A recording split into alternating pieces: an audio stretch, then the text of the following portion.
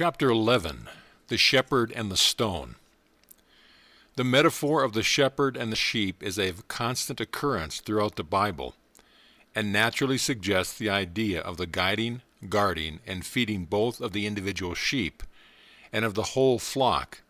and it is not difficult to see the spiritual correspondence of these things in a general sort of way. But we find that the Bible combines the metaphor of the shepherd with another metaphor, that of the stone, and at first sight the two seem rather incongruous. From thence is the shepherd the stone of Israel, says the Old Testament. And Jesus calls himself both the good shepherd and the stone which the builders rejected. The shepherd and the stone are thus identified, and we must therefore seek the interpretation in some conception which combines the two.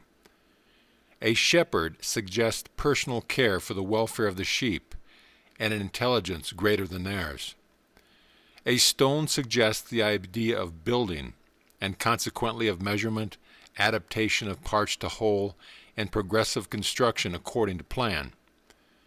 Combining these two conceptions, we take the idea of the building of an edifice whose stones are persons,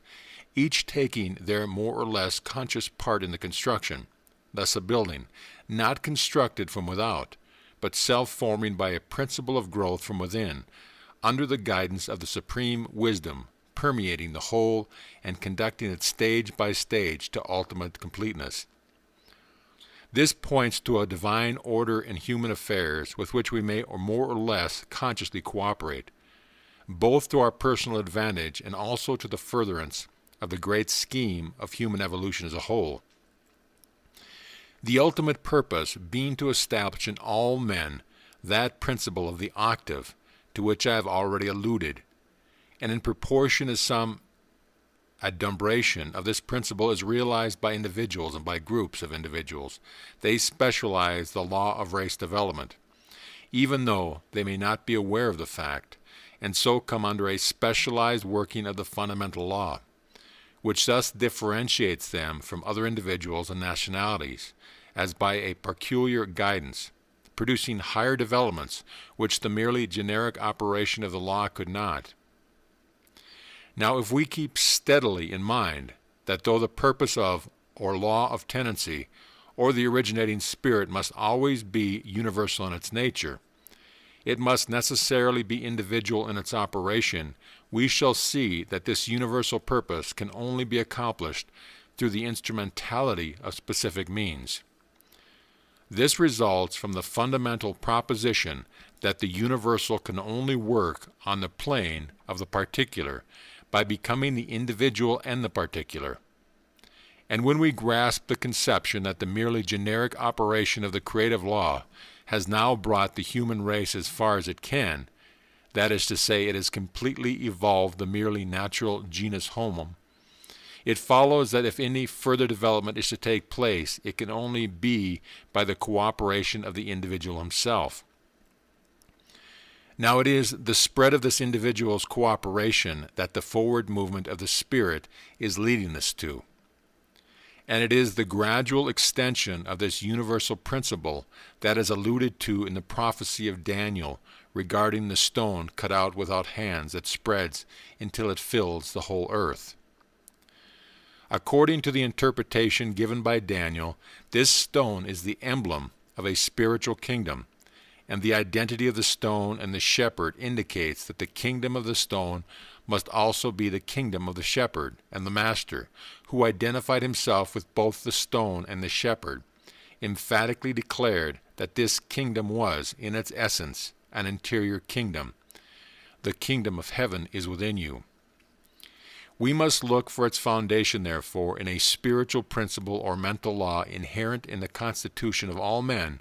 but waiting to be brought into fuller development by more accurate compliance with its essential requirements, which is precisely the method by which science has evoked powers from the laws of nature which are undreamt of in former ages, and in like manner the recognition of our true relation to the universal spirit, which is the source of all individual being, must lead to an advance both for the race and for the individual, such as we can at present scarcely form the faintest idea of,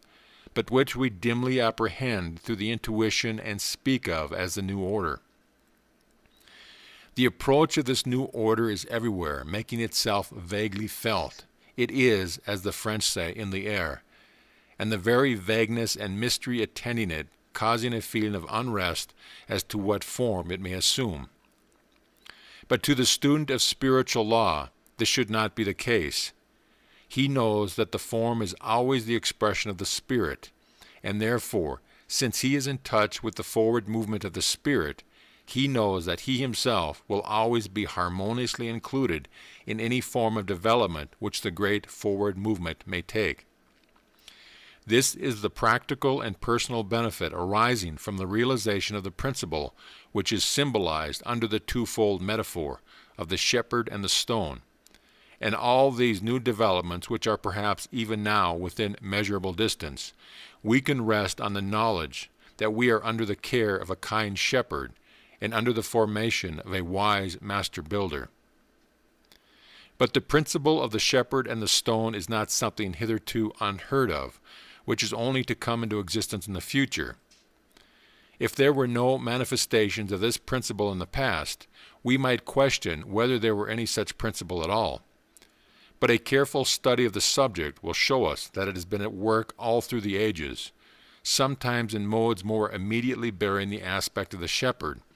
and sometimes in modes more immediately bearing the aspect of the stone, though the one always implies the other, for they are the same thing seen from different points of view.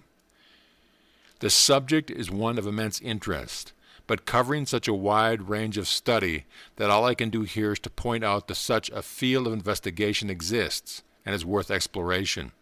and the exploration brings its rewards with it, not only by putting us in possession of the key to the history of the past, but by showing us that it is the key to the history of the future also, and furthermore by making evident on a large scale the working of the same principle of spiritual law by cooperation, with which we may facilitate the process of our own individual evolution. It thus adds a vivid interest to life, giving us something worth looking forward to, and introducing us to a personal future which is not limited by the proverbial 80 years and 10. Now we have seen that the first stage in the creative process is always that of feeling, a reaching out by the Spirit in a particular direction, and therefore we may look for something of the same kind in the development of the great principle which we are now considering. And we find this first vague movement of this great principle in the intuitions of a particular race which appears from time immemorial to have combined the two characteristics of nomad wanderings with their flocks and herds, and the symbolization of their religious beliefs in monuments of stone. The monuments themselves have taken different forms in different countries and ages, but the identity of their symbolism becomes clear under careful investigation. Together with this symbolism, we always find the nomad character of the builders, and that they are invested with an aura of mystery and romance, such as we find nowhere else. Though we always find it surrounding these builders, even in countries so far apart as India and Ireland. Then as we pass beyond the merely monumental stage, we find threads of historical evidence connecting the different branches of this race, increasing in their complexity and strengthening in their cumulative forces as we go on, until at last we are brought to the history of an age in which we live. And finally, most remarkable affinities of language put the finishing touch to the massive proof which can be gathered along all these different lines. In this magic circle, countries so remote from one another as Ireland and Greece, Egypt and India, Palestine and Persia, are brought into close continuity. A similar tradition and even a similar nomenclature unite the mysterious builders of the Great Pyramid with the equally mysterious builders of the Round Towers of Ireland and the Great Pyramid itself. Perhaps antedating the call of Abraham reappears as the official seal of the United States, while tradition traces the crowning stone in Westminster Abbey back to the time of Solomon's Temple and even earlier. For the most part, the erewhile wanderers are now settled in their destined homes, But the Anglo-Saxon race, the people of the cornerstone, are still the pioneers among the nations. And there is something esoteric in the old joke that when the North Pole is reached, a Scotchman will be found there. And not least in the chain of evidence is the link afforded by a tribe who are wanderers still. The gypsies with their duplicate of the pyramid in the back of their cards, a volume which has been called the Devil's Picture Book by those who know its only misuse and inversion, by which, when interpreted in the light of the knowledge we are now gaining, affords a signal instance of that divine policy by which, as St. Paul says, God employs the foolish things of this world to confute the wise, while a truer apprehension of the gypsies themselves indicates their unmistakable connection with that race who through all its wanderings has ever been the guardian of the stone. In these few paragraphs, I have only been able to point out very briefly the broad lines of inquiry into a subject of national importance to the British and American people, and which interests us personally, not only as a member of these nations, but as affording proof of the largest scale of the same specialization of universal laws which each of us has yet to effect individually for ourselves. But whether the process be individual or national, it is always the same, and is the translation to the very highest plane, that of the all-originating life itself, of the old maxim that nature will obey us exactly in proportion as we first obey nature. It is the old parable of the Lord who, finding his servants girt and awaiting him, then girds himself and serves them. The nation or the individual who thus realizes the true principle of the shepherd and the stone